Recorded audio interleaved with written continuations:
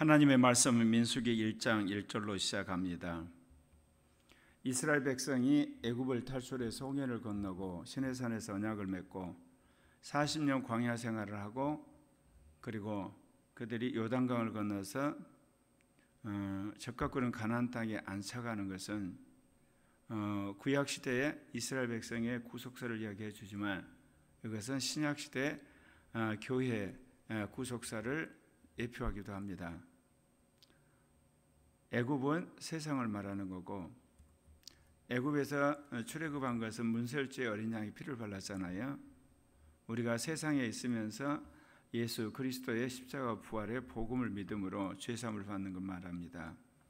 그리고 나서 이제 그들이 홍해를 건너죠. 그거는 예수를 믿는 사람들이 교회에 와서 물세를 받음으로 자신이 하나님의 자녀가 된 것을 공동체 앞에 확실하게 선언하는 걸 말이죠. 그리고 나서 이스라엘 백성이 이제 광야에서 여러 가지 만나와 메추라 기적을 경험하죠. 그러나 예수를 믿는 사람들이 하나님을 믿음으로 말미암아 주님의 이름으로 여러 가지 이적들을 체험하는 걸 말합니다. 시내산에서 이스라엘 백성이 언약을 맺으면서 그때 돌판을 받게 되는 거죠. 그것은 교회에 이제 참여한 사람들이 성령세를 받고 영의 법이 새겨지는 새 언약을 받게 되는 것을 이야기를 합니다. 그리고 나서 40년 그 광야 생활을 하는 것은 예수를 믿고 이제 성령세를 받은 그리스도인들이 율법과 그리고 원죄, 육신, 옛사람, 세상 속에서 끊임없이 넘어지고 일어서는 그래서 나는 죽고 주님이 사는 걸 경험하는 걸 말하죠.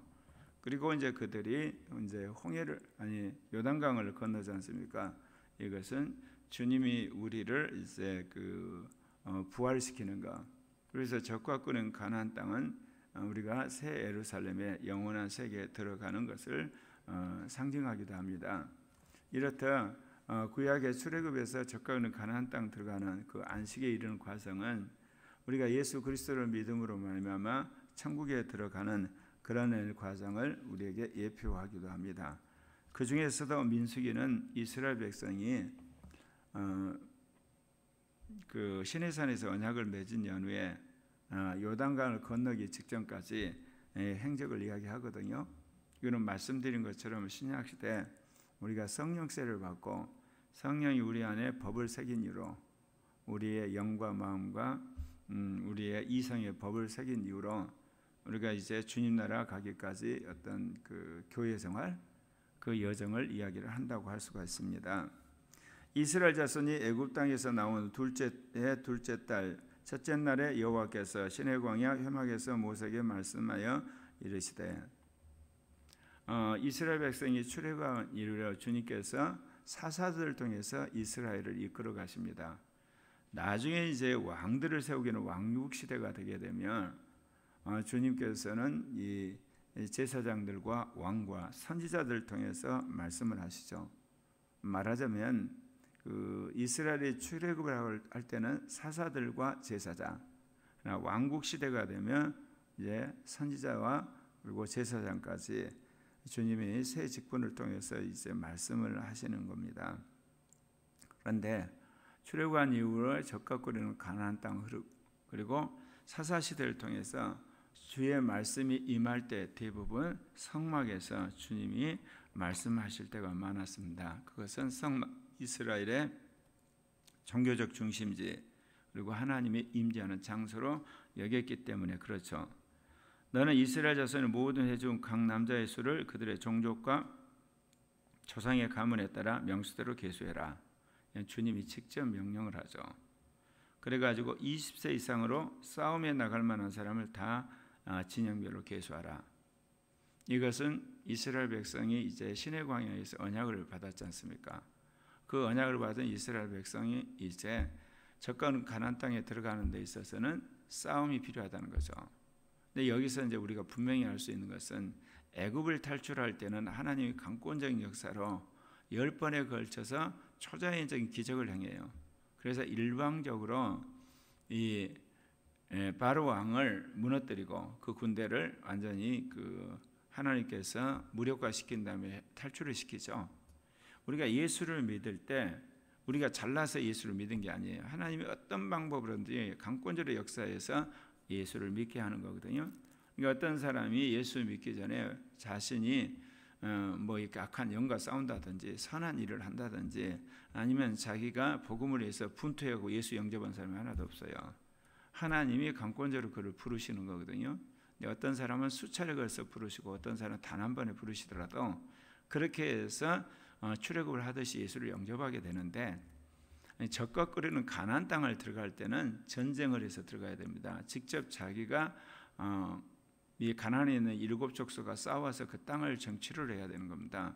이것은 우리가 이제 성령을 받고 주의 말씀 안에서 연단을 받고 이겨야만 우리가 적과 끓이는 가나안 땅 들어가듯이 이제 하나님의 나라에 들어가는 것을 우리에게 명확히 보여주는 것입니다. 각 지파가 각 조상의 가문에 우두머리 한 사람씩 너희와 함께하리라. 12지파니까 12지파의 우두머리를 중심으로 해서 조주가 되는 것. 이 땅에서 교회는 항상 지도자를 세워서 그 지도자와 더불어서 사역을 하는 겁니다. 카톨릭 같은 완전히 그 왕국 시대의 리더십을 하든지 개신교 시대처럼 어떤 기업의 구조를 가지든지 제3의 교회 일종의 네트워크 그런 형태의 조직을 가지든지 지도자는 세워져야 하는 겁니다. 그런데 오늘 여기서 보면 모세로 하여금 12지파가 모여서 회의해서 뽑도록 하지는 않습니다. 주님이 12지파의 우두머리를 이미 달고 모세에게 일방적으로 발표하라고 그러죠. 그래서 여기 보면 느우벤 지파는 엘리술이고 스므온 지파는 슬루미엘이고 유다 지파는 나손이고 이사갈 지파는 느다넬이고 스불론 지파는 엘리압이고 요셉 지파는 엘리사마고 문하세 지파는 가마리엘이고 베냐민 지파는 아비단이요 그리고 단 지파는 아이에셀 그리고 아셀 지파는 바기엘 갓 지파는 엘리아사 그리고 납달리 지파는 아이라. 그래서 12지파의 12지도자를 주님이 임명을 하도록 모세에게 말씀을 하십니다. 모세가 모아놓고 이들을 이제 발표하게 되죠. 그래서 모세 아론이 지명된 사람들을 데리고 둘째 날, 첫째 날에 회중들을 다 모은 다음에 이제 각 가문별로 이제 줄을 세우죠. 그러면서 20세 이상으로 싸움에 나갈 수 있는 사람들을 다 이제 모으라고 그럽니다. 그래서 그들의 그 모든 수를 계수를 하고 그리고 12지휘관을 임명을 하게 됩니다. 그래서 민수기 1장 44절에 보면 이 계수함을 받은 자는 모세 아론과 각기 이스라엘 조상의 가문을 대표한 12지휘관이 계수하였더라. 그래서 12지휘관들이 임명받은 대로 그들이 이제 12지파를 다 셌어요. 20세 이상으로 싸움에 나갈 사람 다 세봤더니 60만 3,550명이다. 여러분 20세 이상으로서 60만 3,550명이면 남자지 않습니까? 그러면 여자를 합치게 되면 대략 130만. 그리고 이제 태어난 20세 미만의 어린아이들, 청소년까지 합치게 되면 줄잡아 이스라엘 백성이 2,300만이 됐다는 이야기가 그런 이야기입니다. 그러니까 합리적인 사람들은 이스라엘 백성 2,300만이 어떻게 가나안 땅에서 이도하면서 그들이 그렇게 먹고 자고 그리고 싸고 그렇게 할 수 있었겠냐? 그게 아니라 이거는 숫자를 잘못 오기를 해서 이렇게 된 것이다.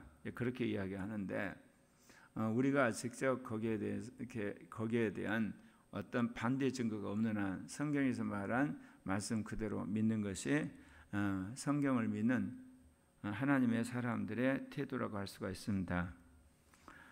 그러면서 주님이 이제 두 번째로 하라고 하신 일이 있습니다. 그것은 병적부에서 제외된 레위지파입니다. 그래서 레위지파는 이제 따로 주님께서 그들을 계수하라고 이야기를 하죠. 그들이 할 일은 뭐냐면 그 증거 성막과 그 모든 기구와 그 모든 부속품을 관리하도록 주님께서 명령을 하죠. 그러니까 그들은 그 성막을 운반하고 봉사하고 성막 주위에 진치는 겁니다. 운반할 때는 그것을 걷어가지고 성막을 세울 때까지 그거를 운반하는 일을 하게 되는 겁니다. 중요한 말씀을 레위기 1장 51절에 보면 외인이 가까이 오면 죽일지며, 이것은 구약 시대도 마찬가지지만 신약 시대도 거룩하신 하나님 앞에 피가 없이, 그러니까 성별되지 않으면 죽습니다. 구약 시대는 레인이 아니면 죽었지만 신약 시대는 예수 그리스도의 피가 없으면 우리는 하나님의 면전에서 심판을 받고 멸망으로 가는 겁니다. 레인은 증거의 성막 사방에 진을 치고 이스라엘 자손의 회중의 진노가 임하지 않게 할 것이다. 구약에서 레인이 하는 역할이 뭐냐? 이스라엘 백성이 하나님의 진노를 사서 벌을 받지 않도록 그들을 성별시키는 일을 한다고 명확하게 이야기하고 있습니다. 그래서 레위인은 증거 성막에 대한 책임을 지킬지라 그렇게 이야기를 합니다. 그럼 여기서 보게 되면 하나님께서 두 부류의 사람을 선발하죠. 하나는 전쟁에 나갈 20세 이상의 군사요, 또 한 사람은 레위 지파의 성막을 섬길 사람. 근데 이게 신약에 오게 되면 이 군사를 왕들이라고 그러죠. 그리고 여기 있는 레위지는 이제 제사장. 그래서 왕 같은 제사장이라고 이야기를 하거든요. 그러면 구약 시대는 이렇듯 사사들 밑에 12지휘관 밑에 60만 3,550명의 군사가 있고, 그리고 여기는 이제 아론이라고 하는 대제사장 밑에 레위 사람들이 있지 않습니까? 근데 신약에 와서는 예수 그리스도가 만왕의 왕이시고 대제사장으로 당신이 죽고 부활하심으로 아버지로부터 인정을 받으셨잖아요. 그러니까 예수 그리스도를 믿는 성도들이 왕이 되는 거예요. 그리고 또한 제사장이 되는, 왕 같은 제사장의 직분을 주셔서 우리가 이 땅에서 왕 노릇하고 이 땅에서 제사장 직분을 행하게 하는 거죠. 그러면 우리가 이 세속사에서 왕이 되고 또 제사장이 된다, 그런 의미는 아니죠. 주 예수 그리스도의 복음 안에서 왕 같은 제사장 역할을 하고 주님이 말씀하시는 겁니다. 그러면 민수기에서 20세 이상의 군대로 차출받은 사람들이 하는 일이 뭐였습니까? 전쟁하는 일이었습니다. 그리고 레위인들이 하는 일은 하나님의 성막을 섬기는 일이었거든요. 그러면 신약 시대 왕 같은 제사장인 거룩한 성도들이 하는 일이 뭐겠습니까? 이 땅에 싸우는 일입니다. 그러니까 이 사단과 악한 영들이 진치고 있는 이 세상에서 복음을 거부하고 성경을 거부하고 주의 말씀을 거부한 세력들과 싸워서 우리의 삶의 자리를 지키는 것. 오늘날 말하면 동성애 차별 금지법이라든지 건강가정 기초보험법이라든지 아니면 기독교 사학법들, 그리고 주민자치법 같이 기독교의 종교 자유나 양심의 자유, 학문과 예술의 자유, 집회 결사의 자유, 이런 어떤 자유를 박탈 내지는 억압하는 세력과 싸워서 우리가 복음을 자유롭게 전할 수 있는 그런 역할을 하는 겁니다. 이제 또 한편에서 여기서 레위인들이 성막을 지키고 성막을 이제 뜯어서 옮기는 일들, 다시 세우는 그런 일을 하는 것은 뭐냐? 우리가 이 땅에서 예수 그리스도의 복음을 전하는 겁니다. 그래서 이방인들을 주님 앞에 인도해서 그들을 예수 믿게 하는 복음, 이방인들을 제사장 역할을 하는, 그래서 이방인들 하나님한테 제물로 바치는 그 새로운 복음의 제사장 역할을 하도록 주님 우리를 부르셨죠. 그러니까 이 땅에서 크리스찬이 거룩한 하나님의 성도로서 해야 할 두 가지 일을 단적으로 보여준 겁니다. 한편은 싸우는 겁니다. 한편에서는 제사장 역할로서 복음을 전해서 주님 앞에 인도하는 일들. 그래서 주님께서 내년에 코리아교회 이기는 자의 복음을 전하고 이긴 자를 산출하는 교회라고 말씀하셨는데, 우리가 교회 안에서 훈련받아야 될 것 두 가지. 세상과 싸우고 마귀와 싸우고 이 험한 잘못된 기독교를 받게 하는 세력과 싸워서 종교의 자유를 획득하고 양심의 자유라든지 우리가 말하는 학문의 자유를 획득하는 일을, 싸우는 일을 해야 되고, 또 한편에서는 열심히 이기는 자의 복음, 그 다음에 첫째 부활의 복음, 임마누엘의 복음, 십자가 부활의 복음, 죄사함의 복음, 그리고 치유의 복음, 주님의 재림의 복음, 이 복음을 전하고 성경 말씀을 가르치는 제사장의 역할을 우리가 해야 되는, 그래서 내년에 코리아 교회 모든 사람들은 자신이 왕됨으로써 전투를 해야 되는 것과 제사장으로서 거룩하게 살면서 사람들을 복음으로 인도하는 사명을 자각하고 그렇게 서야 될 것입니다. 주님께서 이 구약 시대 전쟁에 나가는 그 군사들과 그리고 성막을 섬기는 레인들의 이 사역을 통해서 우리에게 명확하게 보여준 것은 왕의 군대로서 싸워야 될 것과 제사장을 돕는 레인처럼 이 땅에 하나님을 섬기고 복음으로 사람들을 인도하는 사명이 우리에게 있다는 것입니다. 특별히 21세기 이제 기독교가 새로운 패러다임을 이제 맞이해서 교회의 구조도 바뀌게 되고 교회 형태도 바뀌게 되고 교회가 하는 사역도 바뀌게 됩니다. 가장 중요한 것은 예수 그리스도를 믿음으로 구원받은 이 기독론 중심의 신앙이 이제는 삼위일체론적 신앙으로 바뀌는 거죠. 하나님이 우주 만물을 창조하고 섭리하고 예수 그리스도가 우리를 위해서 십자가에 죽고 부활한 이 구속의 복음 안에서 우리가 구원을 받고 그 복음을 열심히 전하고, 이제는 복음을 받아들인 사람들이 성령 안에서 이제 충만을 받아서 그 영을 따라서 생명으로 살며 또한 은사를 사용해서 우리가 실천하는 이제 그런, 그러니까 그 영을 따라서 실천하는 새로운 패러다임을 주님이 원하시는 겁니다. 이 이제 복음을 이제 우리가 믿고 그 영을 따라 실천함에 있어서 교회 형태도 이제 지역은 어떻게 보면 지역 교회는 지역 신학교 같은 역할을 하고 다양한 형태 가정교회, 직장교회, 무슨 사회교회 어떤 특별한 모임의 형태로 한 지역을 복음으로 덮고 수많은 다양한 형태의 교회를 덮는 그런 새로운 교회요 연대하는 교회가 출현하게 되겠죠.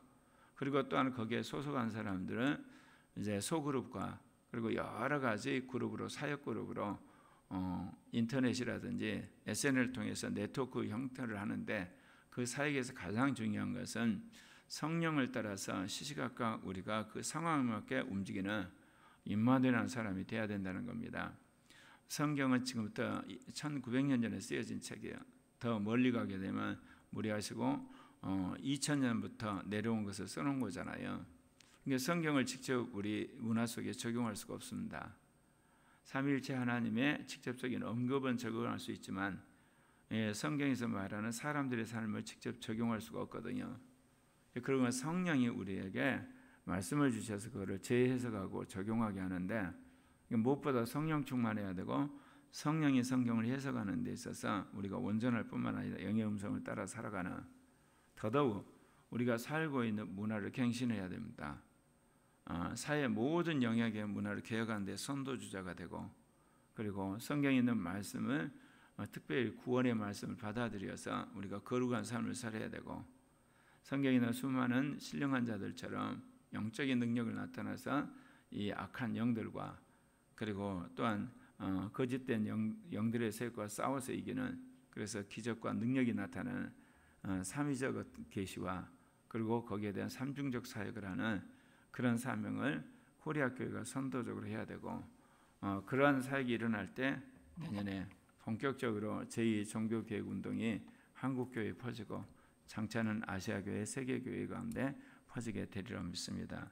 오늘 주님께서 전쟁에 나갈 20세 이상의 군대, 그것은 우리가 이 땅에서 주의 말씀과 성령으로 싸워야 될 전투를 실제로 말하는 거고, 또 하나 이게 레인의 사역은 우리가 제사장으로서 이 땅의 수많은 이방인들을 주님 앞에 데리고 오는 그런 복음 전도와 그리고 여러 형제자매들을 더욱더 거룩한 하나님의 사람으로 세우는 그런 제사장의 임무를 우리에게 명확히 보여준 말씀이라고 생각이 듭니다.